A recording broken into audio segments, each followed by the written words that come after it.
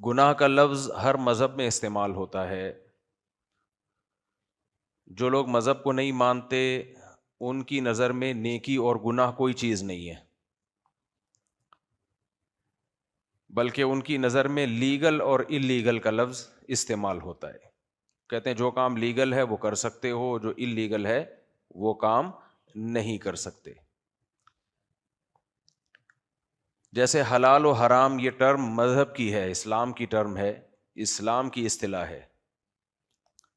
ملکی قوانین میں یا سیکولر لوگوں کے ہاں حلال و حرام کی ٹرم یوز نہیں ہوتی. ان کے ہاں لیگل اللیگل بس. لیگل اور اللیگل کون متعین کرتا ہے؟ انسان متعین کرتا ہے لیگل کیا ہونا چاہیے اور اللیگل کیا ہونا چاہیے. جبکہ نیکی کسے کہتے ہیں، برائی کسے کہتے ہیں، حلال کسے کہتے ہیں، حرام کسے کہتے ہیں، یہ ڈیفائن کرنا، یہ متعین کرنا انسانوں کا کام نہیں ہے. حتیٰ کہ یہ اتھارٹی پیغمبر کو بھی نہیں دی گئی کہ وہ حلال و حرام خود سے متعین کریں. پیغمبر کو بھی یہ طاقت نہیں دی گئی. یا ایھا النبی لم تحرم ما احل اللہ لک، اے نبی جس چیز نے اللہ کو آپ پہ حلال کر دیا آپ اسے کیسے حرام کر سکتے ہیں؟ یعنی نبی کو بھی یہ اجازت نہیں ہے کہ وہ خود سے کسی چیز کو حلال یا حرام کریں. ان اتبع الا ما یوحى الی، نبی صلی اللہ علیہ وسلم جب احکام بیان کرتے تو مشرکین مکہ کہتے آپ جو حلال و حرام بیان کر رہے ہیں کہ یہ حلال ہے یہ حرام ہے، ٹھیک ہے ہم اس کو ایکسیپٹ کر لیتے ہیں، ہم اس کو مان لیتے ہیں، لیکن اس میں کچھ ایڈیشن ہماری طرف سے ہو جائے تاکہ یہ قابل عمل ہو جائے، تھوڑا سا ملا جلا ہو جائے. کچھ آپ کے حلال کو ہم حلال کہیں گے اور آپ کے حرام کو ہم حرام کہیں گے، لیکن کچھ آپ نے حرام ہمارے حرام کو حرام کہنا ہے اور ہمارے حلال کو حلال کہنا ہے، تو مل جل کے کر لیتے ہیں. یہ بالکل ہی آپ جس کو حلال کہیں وہ حلال، جس کو آپ حرام کہیں وہ حرام، یہ تھوڑا سا کمپرومائز والا راستہ اگر ہو جائے تو یہ زیادہ بہتر رہے گا، سوسائٹی میں ایڈجسٹ ہو جائے گا. یہ سمجھ میں آ رہی بات کہ نہیں آ رہی؟ تو تھوڑا سا آپ اور تھوڑا سا ہم، بالکل ایسے ہی ہے جیسے ابھی اسمبلی میں وہ ایک ہندو نے تقریر کی کہ شراب کو اللیگل ہونا چاہیے، حرام ہونا چاہیے، لائسنس نہیں ملنا چاہیے.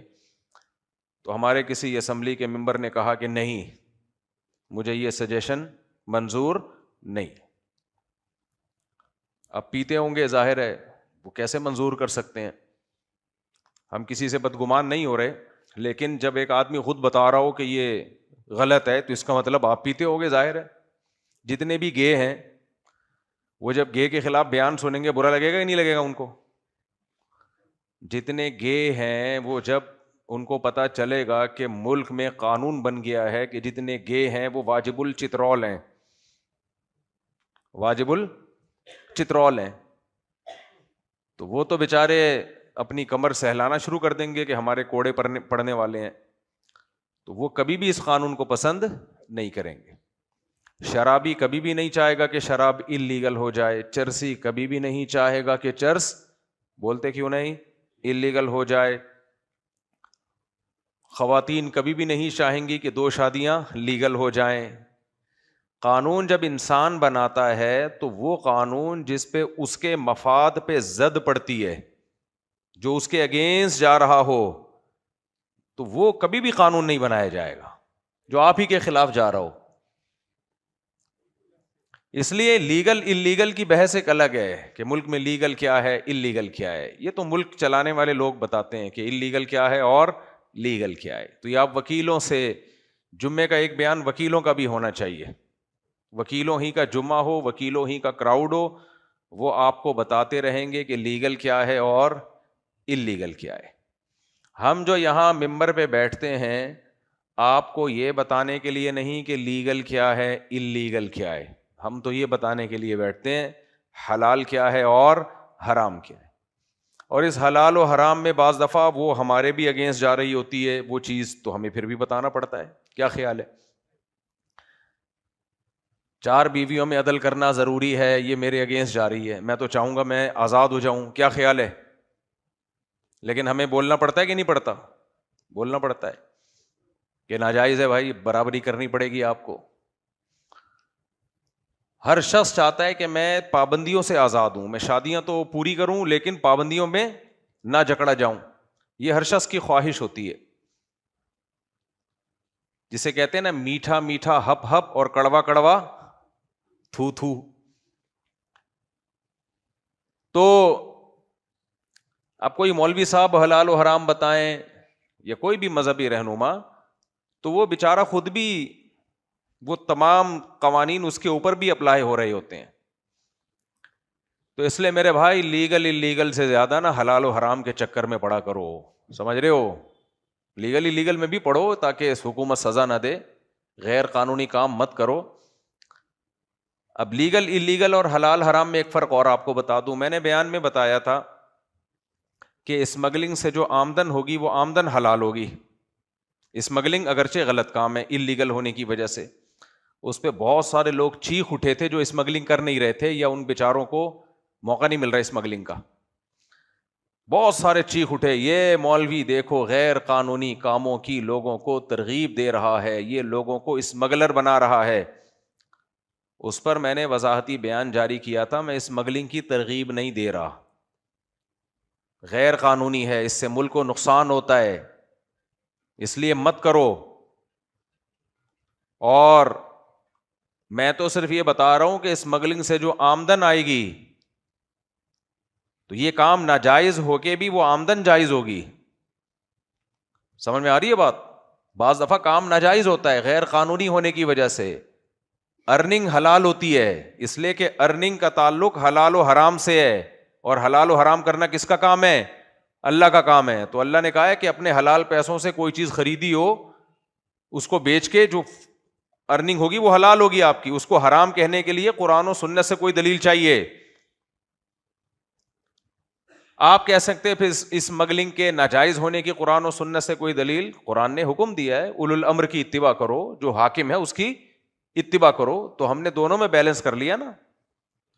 کیا خیال ہے بھائی؟ مفتی کا کام یہی ہوتا ہے کہ جو جتنی بری ہے اس کو اتنا کہا جائے. اسی فتوے میں یہی تو چیز سیکھی جاتی ہے. آج کل کے جو اسکالر مارکیٹ میں آ رہے ہیں ان بیچاروں کو نہیں پتا کہ کون سی چیز کتنی ناجائز ہے اور کہاں تک ہے. وہ آپ کو کنفیوژن میں ڈالتے ہیں کیونکہ پراپر وے میں انہوں نے علم سیکھا نہیں ہے، علم پڑھا نہیں ہے.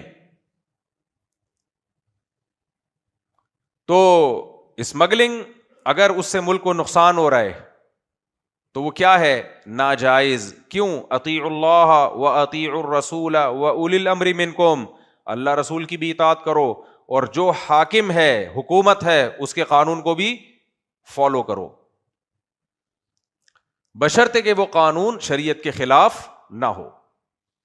کیونکہ لا طاعت لمخلوق فی معصیت الخالق، خدا کی نافرمانی میں آپ مخلوق کو فالو نہیں کر سکتے. خدا کی نافرمانی میں حاکم بھی آتا ہے. حکومت اگر آپ کو نماز پڑھنے نہیں دیتی تو بھی پڑھنی پڑے گی آپ کو نماز. حکومت کہتی ہے داڑھی کاٹ دو تو بھی داڑھی رکھنا کیا ہے؟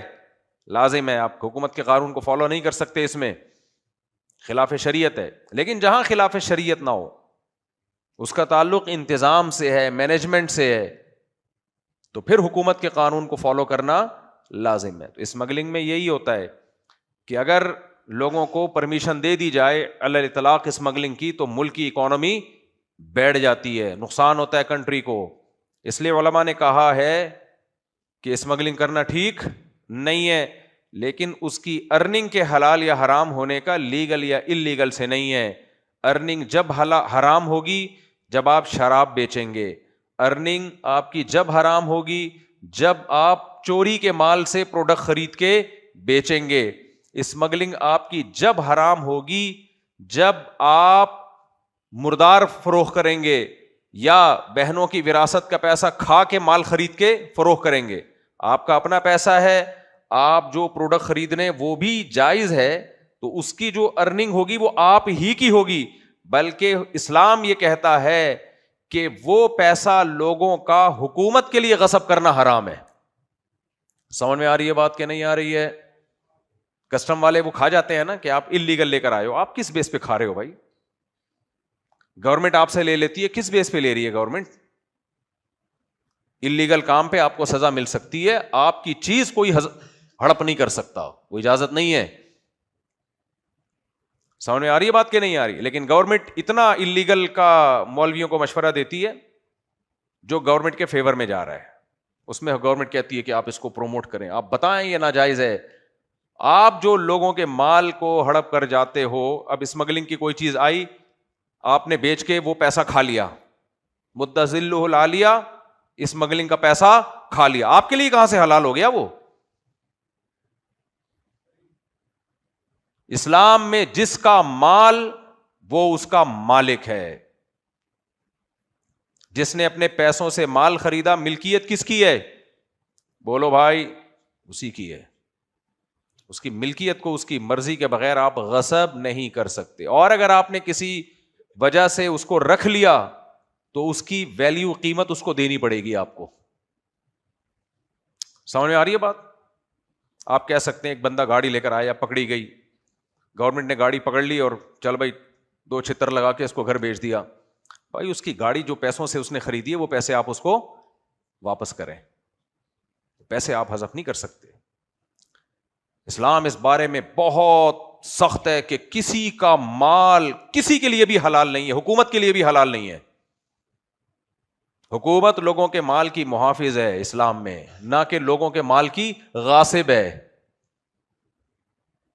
آپ کہہ سکتے ہیں پھر تو لوگ دھڑا دھڑ اسمگلنگ کریں گے, ان کو پتا ہے کہ میرا مال تو گورنمنٹ ہڑپ کر نہیں سکتی ہے, گورنمنٹ میرا مال رکھ کے مجھے پیسے واپس دے گی, تو چلو واپس پیسے مل گئے تو ٹھیک ہے, نہیں تو گاڑی مل گئی تو ٹھیک ہے, نہیں تو پیسے تو مل ہی جائیں گے. اس کا جواب یہ ہے کہ حکومت روکے نا, سزائیں دے لوگوں کو. بھائی تم اللیگل کام کر رہے ہو جس کی وجہ سے ملک کی معیشت بیٹھ رہی ہے, ہم تمہاری کوئی چیز غصب نہیں کریں گے, تمہارا مال ہے تم رکھو, یا واپس کرو, اس کے پیسے لو اور اس کو واپس دو, یا پھر ہم نیلام کریں, جتنے کا بک گیا تمہارا وغیرہ وغیرہ جو بھی ہے. تو لگائے نا کوڑے, اس کے چھتر لگائے. کسٹم والوں کا حرام کا دھندا بنا ہوا ہے کہ نہیں بنا ہوا؟ بولو. حرام کا دھندا بنا ہوا ہے. دیکھو اسلام میں نا کچھ احکام ایسے ہیں جو غیر مسلموں کے ہاں اس کی 2% کی ویلیو نہیں ہے, لیکن اسلام میں بہت ویلیو ہے اس کی. میں آپ کو ذرا سمجھانے کی کوشش کرتا ہوں ایک مثال سے, اللہ کرے سمجھ میں آ جائے. تھوڑا سا مشکل ہے کیونکہ کچھ فقہی چیزیں اور اصطلاحات جب استعمال ہوتی ہے نا تو پھر تھوڑا سا مشکل ہو جاتا ہے, لیکن میں کوشش کروں گا آسان کر کے سمجھاؤں. آپ لوگ ذرا ذہن کو تیار کر لیں سمجھنے کے لیے کہ اسلام میں کسی کا پیسہ ہڑپ کرنا کتنا بڑا جرم ہے, کسی بھی لیبل سے, کسی بھی عنوان سے. میں نے آپ کو 100 روپے دیے, اس کے بدلے میں نے آپ سے 101 روپے خریدے, حلال ہے یا حرام ہے؟ بولو بولو نا, حرام ہے. کیوں؟ اس لیے کہ 100 ہی ہے. جب اس کے بدلے میں 101 لے رہا ہوں تو یہ ایک اضافی آپ سے ایسا اضافہ لے رہا ہوں جس کے مقابلے میں آپ سے کچھ نہیں لے رہا میں. تو یہ 1 روپے آپ کی رضامندی سے بھی کیا ہے؟ حرام ہے. اس کو فقہ کی اصطلاح میں کہتے ہیں یہ 1 روپے وہ ہے جو خالی عن العوض ہے, اس کے مقابلے میں کوئی معاوضہ نہیں ہے. سمجھ میں آ رہی ہے بات؟ اس کے مقابلے میں کوئی معاوضہ لیا نہیں جا رہا, تو یہ ظلم ہے. لیکن اسی 100 روپے کی میں گھڑی خریدتا ہوں جس کی مارکیٹ ویلیو 100 ہے, اور میں آپ کو اب یہ 100 روپے کی گھڑی 101 روپے میں فروخت کرتا ہوں. یہ 1 روپے جو اضافی آپ سے لے رہا ہوں یہ حرام ہے یا حلال ہے؟ حلال ہے. فرق کیا ہو گیا؟ سوال پیدا ہوتا ہے. اب یہ چیز سمجھنے کی ہے, ذرا کھوپڑی شریف حاضر کریں, آپ ٹوپیاں اتار لیں تاکہ ڈائریکٹ بات پہن کے رکھیں. سگنل ڈائریکٹ کیچ ہوتے ہیں نا تو ریز آتی ہیں ڈائریکٹ, تو وہ گھس جاتے. لیکن بال بھی تو ہے نا سر پہ, جن کے سر پہ بال نہیں ہے وہ جلدی سمجھ جائیں گے. لیکن سوال پیدا ہوتا ہے, اگر وہ سمجھدار ہوتے تو سر پہ بال کیوں نہیں ہے ان کے, پھر انہیں ٹنڈ کیوں کرائی ہوئی ہے, سردیوں میں ٹنڈ کیوں کرائی ہوئی ہے انہوں نے؟ سوال پیدا ہوتا ہے کہ نہیں ہوتا؟ لیکن اس کا جواب رفیع بھائی دے رہے ہیں کہ گرمیاں شروع ہونے والی ہیں اس لیے. خیر, اتنی عقل ہے تو اب سمجھ میں بات آ جائے گی. میں چیک کر رہا تھا کہ آپ لوگ کو اتنی ہے یا نہیں. دیکھو, 100 روپے کی میں نے گھڑی خریدی, اس کو جو میں 100 روپے کا کہہ رہا ہوں وہ اس لیے کہہ رہا ہوں کہ میں نے 100 کی خریدی ہے. شریعت میں وہ 100 کی نہیں ہے. شریعت میں جو قیمت اس کی لگا دی جائے وہ اسی قیمت کی ہے. یہ تو میں نے فرض کر لیا نا 100 کی ہے. میں نے 100 کی گھڑی خریدی, اب وہ گھڑی میں نے 101 کی بیچوں, 1 کروڑ کی بیچوں, جتنے کی بھی بیچوں گا وہ سارے پیسے اس گھڑی کے مقابلے میں کہلائیں گے. 1 روپے بھی خالی عن العوض نہیں ہے, اس میں 1 روپے بھی ایسا نہیں ہے جو معاوضے سے خالی ہے, جس کا آپ کو کوئی بدلہ نہیں مل رہا. میں نے 100 روپے کی گھڑی خریدی تو وہ 100 روپے کی, آپ کو 101 کی بیچی تو 101 کی ہے, آپ کو 10 لاکھ کی بیچی تو 10 لاکھ کی ہے. وہ جو 10 کے 10 لاکھ میں آپ سے لے رہا ہوں ان میں 1 روپے بھی میں معاوضے سے خالی نہیں لے رہا, پورے 10 لاکھ کا آپ کو معاوضہ دے رہا ہوں گھڑی کی صورت میں. 1 روپے بھی اضافی نہیں ہے, کیونکہ کسی بھی چیز کی قیمت آپس میں جو طے ہو جائے وہی ہے. مارکیٹ ویلیو تو ایک الگ چیز ہے, وہ ہو سکتا ہے کسی بھی چیز کی ہو, لیکن بہت سے لوگ کبھی مارکیٹ ویلیو سے زیادہ قیمت لگا رہے ہوتے ہیں, کبھی مارکیٹ ویلیو سے کم. اس میں بہت ساری چیزیں پیش نظر ہوتی ہیں. ایک گھڑی ہے, اس کی قیمت فرض کریں مارکیٹ میں 5,000 ہے. اب کسی کو ہم سے عقیدت محبت, میرا بیان سن کے اس کی 4 ہو گئی اور سکون سے رہ رہا ہے, اگرچہ اس کی ابھی تک کوئی رپورٹ ہے نہیں, لیکن اس کو اتنی عقیدت محبت ہو گئی کہ یہ گھڑی میں نے فار ایگزامپل مارکیٹ سے 5,000 کی خریدی, میں رفیع بھائی کو بیچوں گا وہ 5,000 بھی نہیں, وہ ہو سکتا ہے 2,500 میں لیں, آپ کو بیچوں وہ 2,000 میں کے استعمال شدہ ہے. لیکن جس نے بیان سن کے اتفاق سے 4 شادیاں ہوئیں اور خوشی خوشی زندگی گزر رہی ہے, گو کہ بعد میں آنکھ کھل جائے گی اس کی, بعد میں اس کی آنکھ کھل جائے گی تو پتہ چلے گا کہ یہ سب ڈرامہ تھا.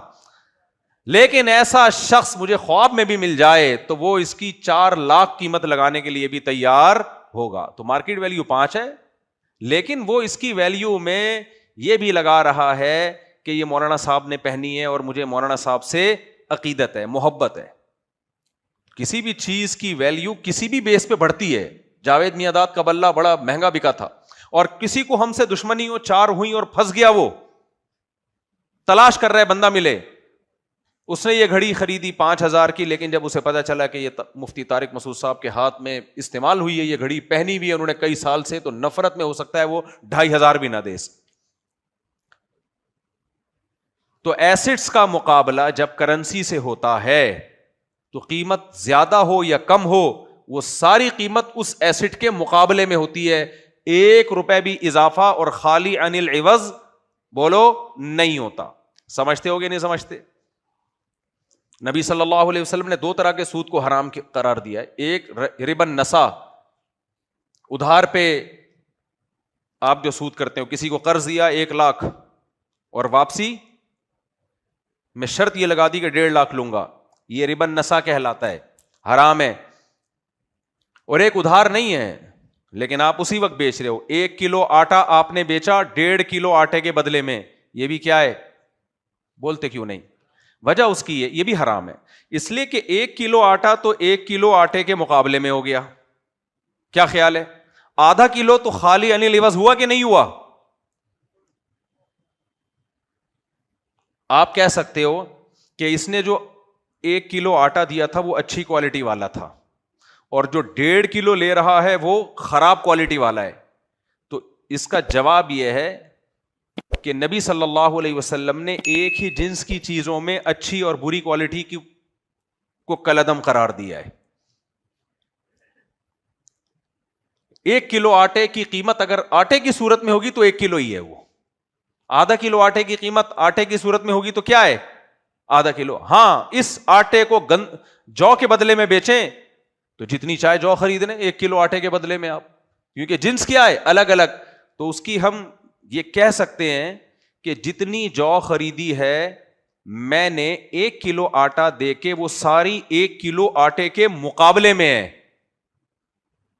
اضافہ نہیں ہے. خالی عن العوض یعنی وہ اضافہ جس کا کوئی معاوضہ میں آپ کو نہیں دے رہا, ایسا اضافہ نہیں ہے.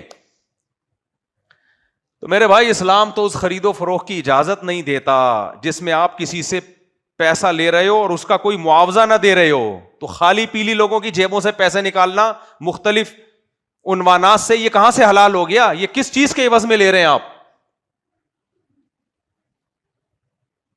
یہ کس چیز کے عوض میں لے رہے ہو؟ لیٹ فیس ہے اسکولوں میں, ٹائم پہ پیسے نہیں دیے تو پینلٹی لگی. یہ پینلٹی کیا ہے؟ یہ آپ اضافہ کس چیز کے عوض میں لے رہے ہو؟ وہ کہہ سکتے ہیں ہم اس بات کے بدلے میں لے رہے ہیں کہ آپ نے ٹائم پہ پیسے جمع نہیں کرائے, اس کی سزا کے بدلے میں لے رہے ہیں. تو اسلام میں سزا کے بدلے میں پیسہ نہیں ہوتا, چیز ہونی چاہیے کسی چیز کے بدلے میں, یا تو کام ہو یا کوئی ایسٹ ہو تاکہ معاوضہ ہو. کام کا مطلب کیا ہے؟ کسی کام کے بدلے میں پیسے. مثال کے طور پر آپ نے مزدور کو کہا کہ گڑھا کھود دو, یہ کام دیا کہ نہیں دیا؟ اس سے آپ نے ایک فائدہ اٹھایا, اس فائدے کے بدلے میں آپ اس کو پیسے دے رہے ہیں. یہ بھی ایک طرح سے خرید و فروخت ہے کہ منفعت کے بدلے میں آپ اس کو پیسے دے رہے ہیں, اس سے فائدہ لے رہے ہیں, اس فائدے کے بدلے میں آپ کیا دے رہے ہیں؟ اس کو پیسے دے رہے ہیں. اس کو اجارہ کہا جاتا ہے, اجارہ. یہ بھی سود نہیں ہے, اس لیے کہ وہ منفعت کو شریعت نے مال فرض کر لیا ہے. آپ گھر رینٹ پہ دیتے ہیں, ایک شخص کو رہائش کی منفعت دے رہے ہیں, اس رہائش کے بدلے میں آپ اس سے پیسے لے رہے ہیں. ٹھیک ہے, رہائش ایک ایسا فائدہ ہے جو بک سکتا ہے, تو بیچ رہے ہیں آپ اس کو.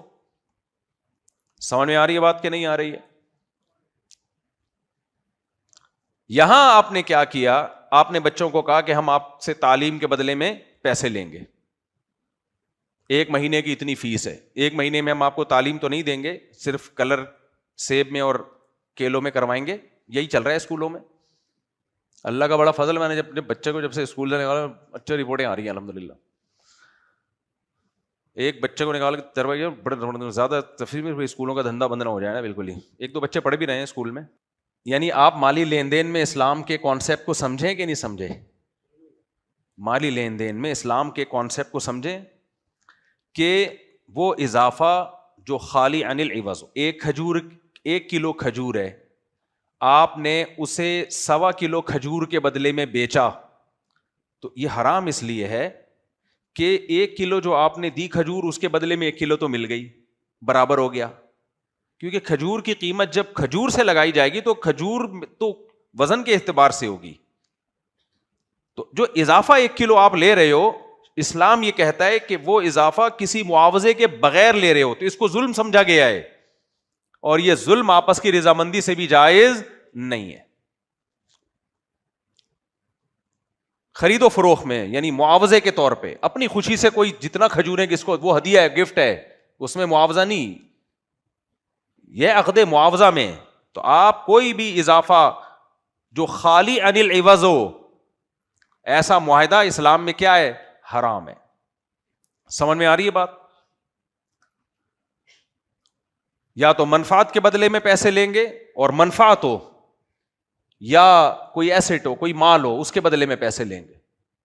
اسی وجہ سے یہ جو لیٹ جرمانے لگتے ہیں, لیٹ فیس ہوتی ہے اسکولوں میں, ٹائم پہ پیسے جمع نہیں کرائے تو آپ کو اضافی پینلٹی دینی پڑے گی. یہ پینلٹی بھی حرام ہے, کیونکہ یہ کس چیز کے بدلے میں ہے بھائی؟ آپ کہیں سزا کے بدلے میں, کہ آپ نے جرم کیوں کیا. تو سزا کے بدلے میں اگر پنشمنٹ ہو, پہلی بات تو یہ ہے کہ چاروں ائمہ کے نزدیک, امام ابو حنیفہ, امام مالک, امام شافعی, امام احمد ابن حنبل, ان چاروں اماموں کے نزدیک پنشمنٹ کے طور پر آپ کسی کو مالی جرمانہ نہیں عائد کر سکتے. اور اس کی دلیل یہی ہے کہ پیسہ کسی معاوضے کے بدلے میں ہوگا, یا گفٹ کے طور پر کوئی اپنی خوشی سے دے تو ہوگا, ادروائز کسی کا پیسہ آپ کے لیے حلال نہیں ہے. کیونکہ صحیح حدیث ہے, لا یحل مال امرئ مسلم الا بطیب نفس منہ, کسی مسلمان کا مال اس کی مکمل رضامندی کے بغیر حلال نہیں ہے. تو سزا کے طور پر اسلام میں کوڑے مارے جا سکتے ہیں, کچھ بھی سزا دی جا سکتی ہے, وہ تو جج اور قاضی خود فیصلہ کرے گا کہ کیا اس کی سزا ہونی چاہیے. چاروں ائمہ کے نزدیک جو ان کا وہ قول جو مفتابی قول ہے, مفتابی قول اسے کہتے ہیں کہ شاذ اقوال تو ملتے ہیں ہمیں بہت سارے, جو ان چاروں فقہ کا جس پہ فتویٰ دیا گیا ہے وہ جائز نہیں ہے. سمجھ میں آ رہی ہے بات؟ بعض لوگ دلیل میں دیتے ہیں کہ نبی صلی اللہ علیہ وسلم کے دور میں بھی مالی سزائیں دی گئی ہیں. بھائی مالی سزا دے کے لیا نہیں گیا کسی کا مال. ابتداء اسلام میں ایسا ہوا ہے کہ جیسے کسی کے مال کو جلا دیا گیا, آگ لگا دی گئی, ضائع کر دیا گیا. ضائع کرنا الگ چیز ہے, اس کو تعزیر فی المال کہتے ہیں, اور ایک ہے تعزیر بالمال, پیسوں کے بدلے میں لے کے چھوڑ دینا, یہ الگ چیز ہے. لیکن وہ بھی ابتداء اسلام میں, وہ بھی منسوخ ہے. تو چاروں ائمہ کے نزدیک یہ جائز نہیں ہے. البتہ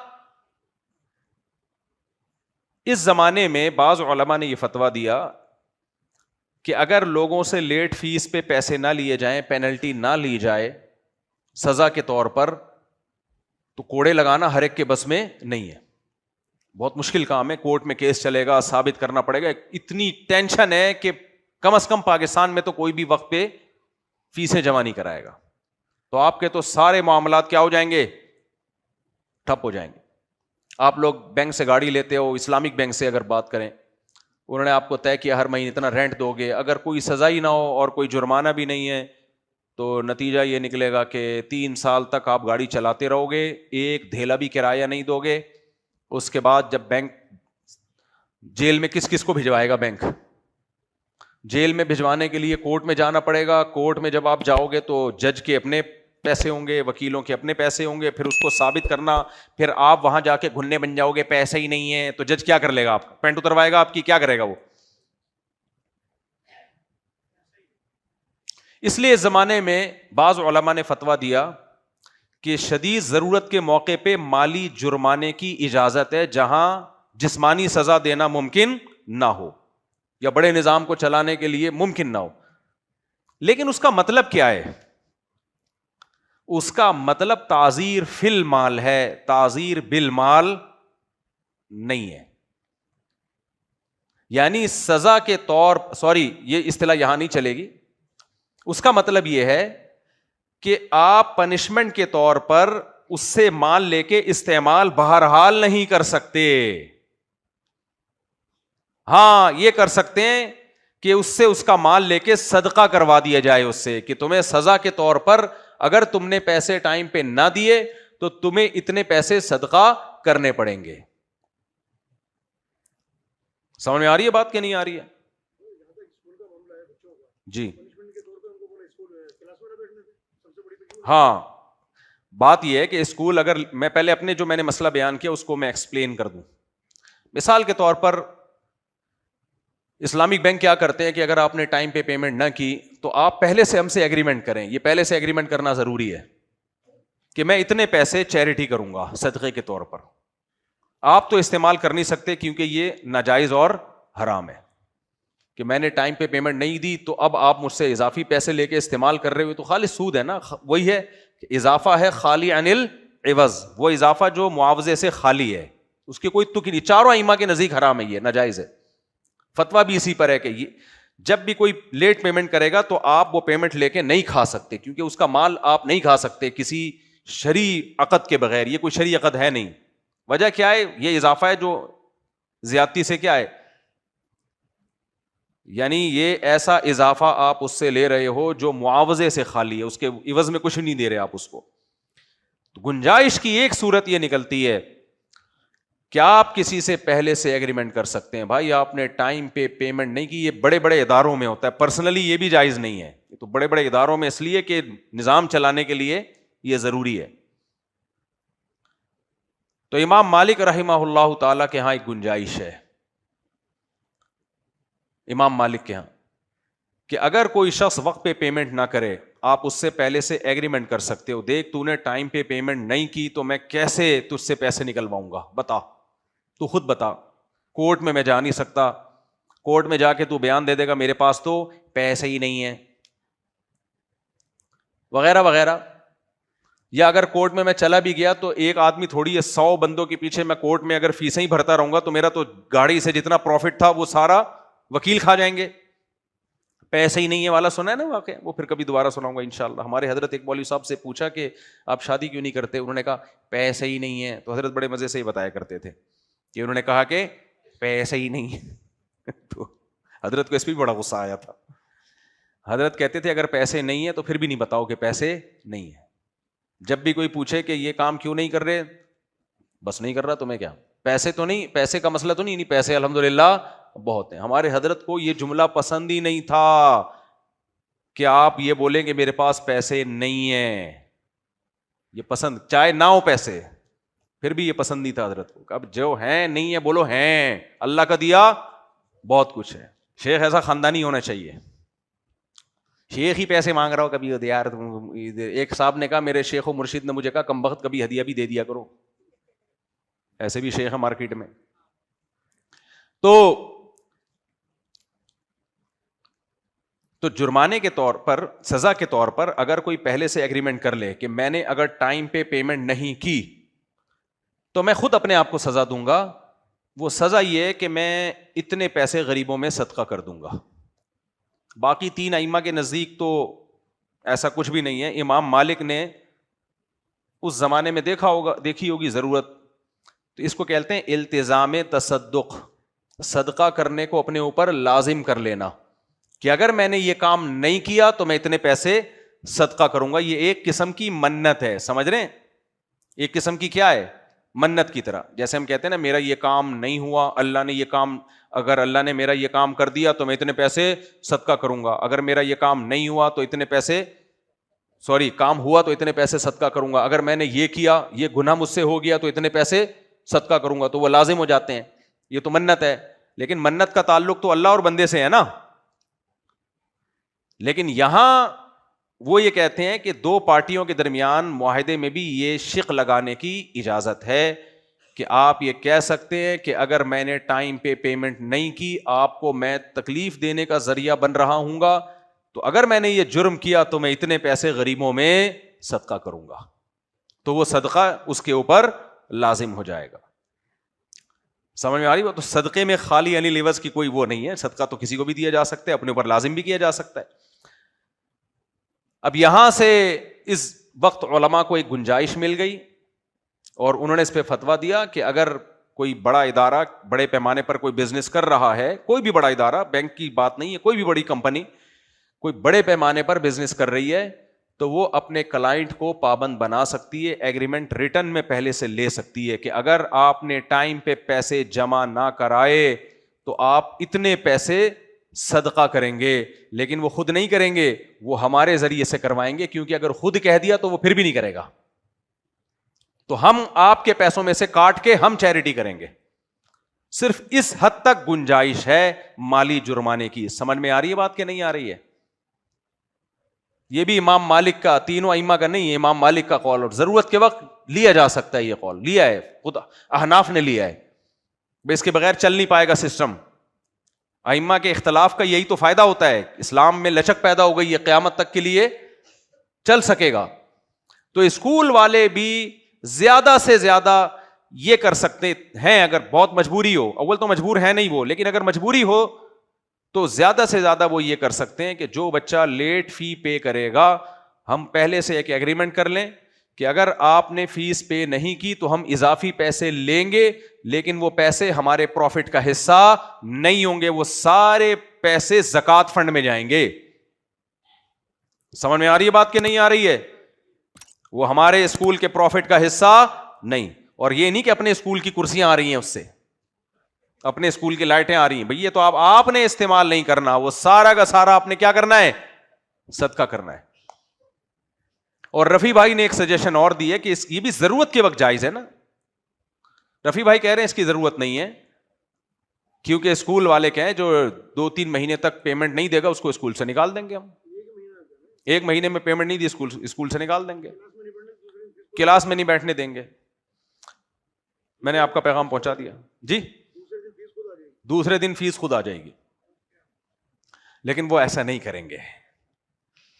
وہ کہتے ہیں آؤ بس آؤ کسی طریقے سے آ جاؤ. خیر وہ ان کا مسئلہ ہے, اب ان کی کیا مجبوری ہے. یہ اسکول دیکھو, جو جس کی فیلڈ ہو اپنی مجبوریاں وہ زیادہ بہتر سمجھتا ہے. بعض دفعہ ممبر پہ آدمی بات کہہ دیتا ہے, خود اسکول چلا رہا ہو, پتہ چلا پھنس گیا, تو اس لیے وہ بات ہی نہیں کرنی چاہیے. جو جس کی جو فیلڈ ہے نا وہ مجبوریاں اس کی وہ خود بہتر جانتا ہے. اب مجھے نہیں پتا اسکول والوں کی کیا مجبوری ہے کیا نہیں ہے, لیکن بہرحال اس کی گنجائش ہے کہ اس سے پیسے صدقہ کروائے جائیں. امام مالک نے تو صرف اتنا کہا ہے کہ وہ اس سے صدقے کا التزام کروایا جا سکتا ہے. آگے یہ پھر علماء نے کہا کہ وہ اس پہ چھوڑ دیا جائے تو وہ کرے گا نہیں, تو اس سے یہ بھی اجازت لی جائے کہ ہم آپ کی طرف سے کریں گے اور ہم پیسے لیں گے اس کے اضافی, ہم آپ سے لیں گے اور صدقہ کریں گے. تو یہ جائز ہے, یہ اس کی گنجائش ہے. جائز کا مطلب, تو اب آپ کے ذہن میں آ گیا کہ اسلام پیسوں کے معاملات میں 1 روپے بھی کسی کو کسی کا پیسہ نہیں کھانے دیتا. الا ان تکون تجارتا عن تراض منکم. اللہ نے فرمایا قرآن مجید میں ایک دوسرے کا مال ناحق طریقے سے مت کھاؤ. الا ان تکون تجارتا, صرف ایک صورت ہے, تجارت ہو آپس کی رضامندی سے.